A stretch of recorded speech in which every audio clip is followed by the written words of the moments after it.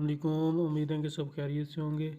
अच्छा जी, ये smart group में ना आपने डिपॉज़िट कैसे करना है, थोड़ा ये मैं आपको समझाता चलूँ। अब बाज़-औक़ात दोस्त न्यू दोस्त जो ज्वाइन होते हैं, लिंक जिनको भेजा जाता है अकाउंट बनाते हैं, उसके बाद ऑनलाइन पेमेंट आपने कैसे ट्रांसफ़र करनी है वो मैं आपको बताता चलूँ। सबसे पहले आपने अपना अकाउंट लॉगिन करना है, उसके बाद ये डॉट पे क्लिक करना है, उसके बाद ये पेमेंट्स प्रीवियस लिखा हुआ है, इस पे क्लिक करेंगे आप। ये प्लस न्यू पेमेंट प्रीवियस लिखा हुआ है, इस पे आप क्लिक करेंगे।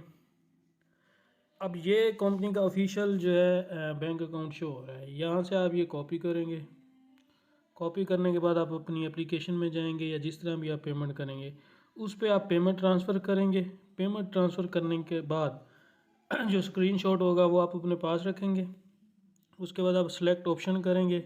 अब बैंक है, इजी पैसा है, जैज़ कैश है, वो आप सेलेक्ट करेंगे। अब ज़ाहिर सी बात है हम बैंक में कर रहे हैं तो आप बैंक पे क्लिक करेंगे, अमाउंट लिखेंगे।